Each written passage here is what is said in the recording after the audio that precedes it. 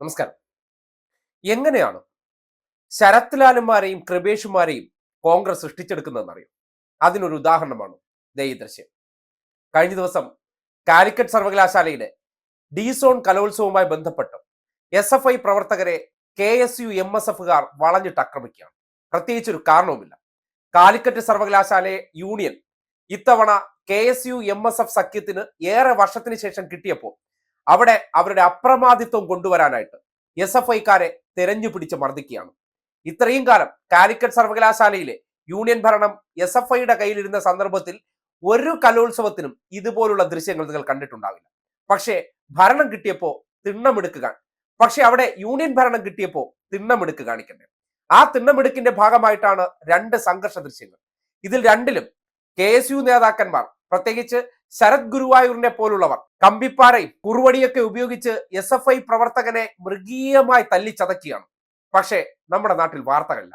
SFIക്കാരന് കുത്തുകിട്ടിയാൽ അവൻ വച്ചനുഭവിക്കേണ്ടവനാണ്. അതാണല്ലോ മാധ്യമ സ്ഥാപനത്തിനകത്തിരിക്കുന്ന പലവന്മാരുടെയും മനോഭാവം. ഇത് ദൃശ്യം കണ്ടിരിക്കുമ്പോൾ സ്വാഭാവികമായിട്ട് നിങ്ങളുടെ ഉള്ളിൽ ഒരു വികാരം ഉണ്ടാകുന്നില്ല.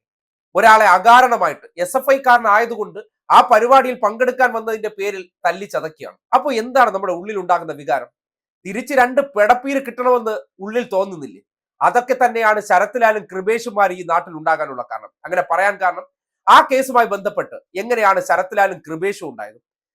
ഈ പെരിയ ലോക്കൽ കമ്മിറ്റി സെക്രട്ടറി ആയിട്ടുള്ള പീതാംബരൻ ഇതുപോലുള്ള കൊടിയ പീഡനമാണ് അദ്ദേഹത്തിന്റെ വീട്ടിൽ കയറി ശരത് ലാലും കൃപേഷു എന്ന രണ്ട് ക്രിമിനലുകളും 9 അംഗ സംഘവും ചേർന്ന് അദ്ദേഹത്തെ വീട്ടിൽ കയറി മർദ്ദിച്ചതിനോടൊപ്പം തന്നെ സ്വന്തം മാതാവിനെ കണ്ണിന്റെ മുന്നിൽ ഉടുവസ്ത്രമില്ലാതെ ഓടിക്കുന്ന രംഗം കണ്ടു. സ്വാഭാവികമായിട്ടും ഒരു വ്യക്തിയെ സംബന്ധിക്കുന്നിടത്തോളം രാഷ്ട്രീയ എതിരഭിപ്രായത്തിന്റെ പേരിൽ വീട്ടിൽ കയറി മർദ്ദിക്കുമ്പോൾ, പ്രത്യേകിച്ച് കോൺഗ്രസിന് വലിയ ഭൂരിപക്ഷമുള്ള മേഖലയിൽ ഇടതുപക്ഷത്തിന്റെ ലോക്കൽ കമ്മിറ്റി സെക്രട്ടറിയാണ് വീട്ടിൽ കയറി ഈ രീതിയിൽ മർദ്ദിച്ചത്.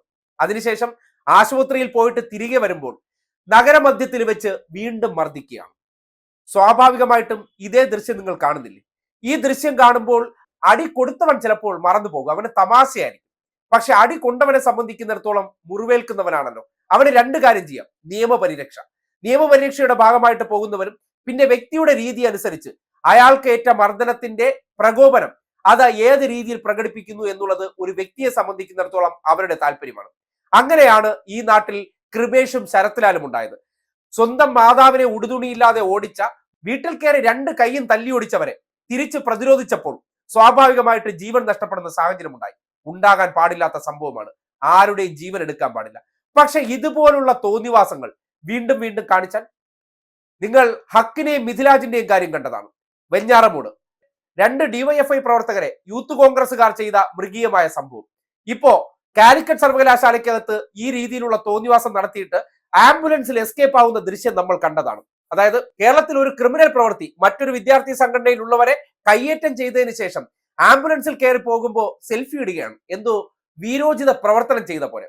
സ്വാഭാവികമായിട്ടും ഈ തല്ല് കിട്ടിയവർ രണ്ടുപേർക്ക് ഗുരുതരമായിട്ട്, SFIയുടെ യൂണിറ്റ് സെക്രട്ടറി, കേരളവർമ്മ കോളേജിലെ SFI യൂണിറ്റ് സെക്രട്ടറിയുടെ തലയിൽ 8 സ്റ്റിച്ചാണുള്ളത്. ആ രീതിയിലാണ് ഇരുമ്പ് പൈപ്പ് വെച്ച് തലയടിച്ച് പൊട്ടിച്ചത്. മറ്റൊരാൾ, അയാൾക്ക് തലയിൽ ഗുരുതരമായി പരിക്കേറ്റ് ICUവിൽ ഇപ്പോഴും നിരീക്ഷണത്തിലാണ്. അങ്ങനെ മർദ്ദിച്ചവശരാക്കിയവർക്ക് തിരിച്ച് പ്രകോപനം ഉണ്ടാകില്ലേ? അകാരണമായി മർദ്ദനമേറ്റു കഴിഞ്ഞാൽ അത് വാങ്ങി പോക്കറ്റിലിട്ട് വീട്ടിൽ കൊണ്ടുപോയി ഇരിക്കണമെന്നാണോ പറയുന്നത്? സ്വാഭാവികമായിട്ടും എതിർ പ്രതിരോധം ഉണ്ടാകും. വേദനിച്ചവന് അതങ്ങ് പെട്ടെന്ന് അങ്ങോട്ട് വിഴുങ്ങിക്കളയാൻ പറ്റില്ല. ആ സന്ദർഭത്തിലാണ് കേരളത്തിലെ മാധ്യമങ്ങൾക്ക് ഈ കൃപേഷന്മാരും ശരത് ലാലുമാരുടെ എല്ലാം ജീവനും അവരുടെ വീട്ടിലുള്ള സഹോദരിമാർ, അമ്മമാർ, ഇവരുടെ എല്ലാം കരച്ചിലുകൾ വാർത്താ കച്ചവടത്തിന് വേണ്ടി വിനിയോഗിക്കുന്നത്. കുഴിമാടങ്ങൾ കൂടെ ഉമ്മൻചാണ്ടിയുടെ കുഴിമാടം പോലെ നമ്മൾ വാർത്താ കച്ചവടത്തിൽ വിറ്റുപോകാൻ വലിയ ഡിമാൻഡുള്ള ഉൽപ്പന്നമായതുകൊണ്ട് തന്നെ കൂടെ കോൺഗ്രസുകാരുടെ ക്യാമറ ഷൂട്ട് നടക്കുമ്പോൾ അത്തരം വ്യക്തികളുടെ ജീവനുകൾ ഉയർത്തിക്കാട്ടിക്കൊണ്ടും അവരുടെ വീട്ടിലെ കല്യാണങ്ങളെല്ലാം വലിയ ആഘോഷപൂർവ്വം കൊണ്ടാടിക്കൊണ്ട് രക്തസാക്ഷികളെ പോലും വിറ്റ് കോൺഗ്രസുകാർ പോക്കറ്റിൽ കാശുണ്ടാക്കുന്നത് നമുക്ക് കാണാൻ പറ്റും. പക്ഷെ നേരെ മറിച്ച് ക്യാമ്പസുകളിൽ എടുത്ത് പരിശോധിച്ചാൽ ഇതുവരെ SFIക്കാരാൽ ഒരൊറ്റ KSUക്കാരനോ MSFകാരനോ ജീവൻ നഷ്ടപ്പെട്ടിട്ടില്ല. അങ്ങോട്ടും ഇങ്ങോട്ടും പരസ്പരം കശപിശകൾ ഉണ്ടായിട്ടുണ്ടാകാം, അല്ലെങ്കിൽ സംഘടനകൾ ഉണ്ടായിട്ടുണ്ടാകാം. പക്ഷേ ഒരു മനുഷ്യരുടെയും ജീവൻ തല്ലിക്കൊഴിച്ചിട്ടില്ല. ഇതിപ്പോ ആവർത്തിച്ച് നടന്നുകൊണ്ടിരിക്കുന്ന ഒരു സംഭവമാണ്. അതായത് കോൺഗ്രസുകാരുടെ നിർദ്ദേശാനുസരണം ക്യാമ്പസുകളിലോട്ടൊക്കെ സ്വാധീനം ഉണ്ടാക്കണമെന്നുണ്ടെങ്കിൽ അകാരണമായിട്ട് നിങ്ങൾ പ്രശ്നങ്ങൾ സൃഷ്ടിക്കണം. പ്രശ്നങ്ങൾ സൃഷ്ടിച്ചതിന് ശേഷം ഞങ്ങൾക്ക് സ്വാധീനമുള്ള മാധ്യമങ്ങളെ ഉപയോഗപ്പെടുത്തിക്കൊണ്ട് ഞങ്ങൾ SFIയെ പ്രതിക്കൂട്ടിൽ നിർത്തി വാർത്തകൾ സൃഷ്ടിക്കും. അതിന്റെ ഭാഗമായിട്ടാണ് ഈ കുട്ടികളെ തല്ലിച്ചതച്ചതിന് ശേഷം ആംബുലൻസിൽ കയറി സുഖവാസത്തിന് പോകും പോലെ സെൽഫി എടുത്ത് സ്റ്റാറ്റസ് അപ്ഡേറ്റ് ചെയ്തവരെ, വഴിയിൽ തടഞ്ഞു നിർത്തി ആംബുലൻസിൽ രക്ഷപ്പെടാൻ ശ്രമിച്ചവരെ SFIക്കാർ തിരിച്ചറിഞ്ഞുകൊണ്ട് അവരെ പിടിച്ചിറക്കാൻ പരിശ്രമിച്ചപ്പോൾ അതിനെ എടുത്ത് ഉയർത്തിക്കാട്ടിക്കൊണ്ട് KSUക്കാർക്ക് ആർക്കോ മർദ്ദനമേറ്റ് ആശുപത്രിയിൽ കൊണ്ടുപോകുന്ന വഴിയിൽ SFIക്കാർ തടഞ്ഞു എന്നൊരു കഥയുണ്ടാക്കിയത്. അതിന്റെ അടിസ്ഥാനത്തിലാണ് SFI സംസ്ഥാന സെക്രട്ടറി ആയിട്ടുള്ള PM ആഷോ ഇന്നിപ്പോ മാധ്യമങ്ങൾ പ്രസിദ്ധീകരിച്ച ഒരു ചിത്രവും ഒപ്പം ഇവർ ആംബുലൻസിൽ മറ്റേ സുഖവാസത്തിന് പോകുന്ന പോലെ ഇട്ട സെൽഫിയും വെച്ചിട്ട് ഒരു പോസ്റ്റ് കുറിച്ചിട്ടുണ്ട്.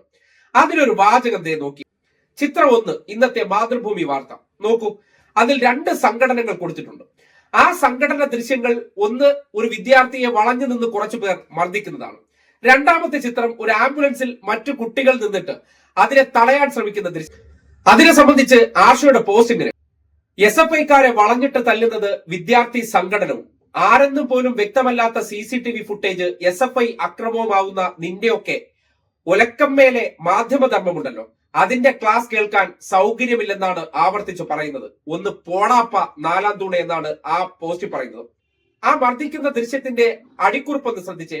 ഡീഡ്സോൺ കലോത്സവത്തിനിടെ തിങ്കളാഴ്ച അർദ്ധരാത്രി മാള ഹോളി ഗ്രേസിൽ ഉണ്ടായ വിദ്യാർത്ഥി സംഘർഷം.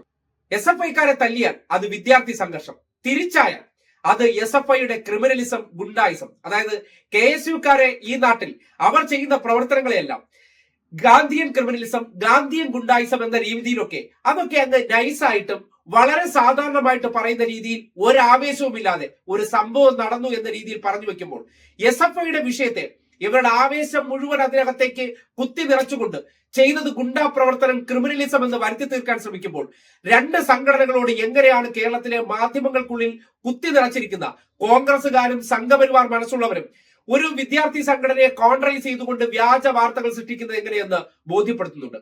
ഇത് കൃത്യമായി ചൂണ്ടിക്കാട്ടുന്നത് നേരത്തെ പറഞ്ഞ പോലെ എങ്ങനെയാണ് ഈ നാട്ടിൽ ശരത്ലാലും കൃപേഷുമാരും ഉണ്ടാകുന്നു എന്ന് പറഞ്ഞാൽ അത് വെറുതെ ഉണ്ടാകുന്നതല്ല, മനഃപൂർവ്വം പ്രകോപനം സൃഷ്ടിച്ചുകൊണ്ട് ഇല്ലാത്ത പ്രശ്നമുണ്ടാക്കി വിദ്യാർത്ഥികളെ മർദ്ദിച്ചവശരാക്കുകയോ അല്ലെങ്കിൽ പ്രകോപനമില്ലാത്ത ഏരിയയില് രാഷ്ട്രീയ നേതാക്കന്മാരെ കയറി അവർ വീട് കയറി ആക്രമിച്ച് പ്രകോപനം സൃഷ്ടിച്ച് ഇതുപോലുള്ള രക്തസാക്ഷികളെ ഉണ്ടാക്കിയെടുക്കുകയാണ്. എന്തിനു വേണ്ടി? ഞങ്ങളുടെ മാധ്യമങ്ങളിലൂടെ, ഞങ്ങൾ ഒരുക്കുന്ന സ്ക്രിപ്റ്റുകളിലൂടെ ജനങ്ങളുടെ മുന്നിലേക്ക് സഹതാപം വാരി വിതറി ചെയ്ത തെമ്മാടിത്തത്തെ മറച്ചു വെച്ചുകൊണ്ട് ആ 2 രക്തസാക്ഷികളെ ഉയർത്തിക്കാട്ടിക്കൊണ്ട് അവർ ചെയ്തതിന്റെ കൂലി വരമ്പത്ത് കിട്ടി എന്നതിനപ്പുറം അത് ഉയർത്തിക്കാട്ടിക്കൊണ്ട് ഇവിടെ സഹതാപം ഇറക്കി ഒരു സംഘടനയെ മനഃപൂർവ്വം ക്രിമിനലുകളാണ്, ഗുണ്ടകളാണെന്ന് വരുത്തി തീർക്കാനുള്ള പരിശ്രമമാണ് നടക്കുന്നത്. അല്ലെങ്കിൽ KSUക്കാർ ചെയ്ത ആ പ്രവർത്തനത്തെ ക്രിമിനലിസവും ഗുണ്ടായിസവും എന്ന് പറയാനുള്ള ആർജവം ഇവർക്ക് ഇല്ലാതെ പോകുന്നു എന്ന് പറഞ്ഞാൽ അത് അവരുടെ ഉള്ളിലിരിപ്പാണ്. സ്വാഭാവികമായിട്ടും ഇതുമായി ബന്ധപ്പെട്ട് ദൃശ്യം കാണുന്ന നിങ്ങൾക്ക് തോന്നിയില്ലേ, ആ ചെയ്തവന്മാർക്കെല്ലാം ഓരോ പിടപ്പീരിന്റെ ആവശ്യമുണ്ടെന്ന്.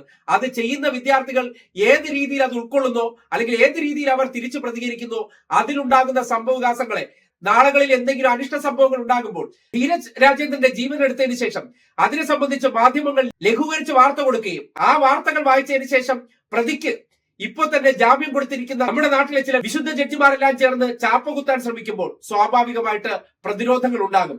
ആ പ്രതിരോധങ്ങളെ കുറ്റം പറയാൻ പറ്റില്ല എന്ന് തന്നെയാണ് ആവർത്തിച്ച് പറയാൻ കഴിയുക.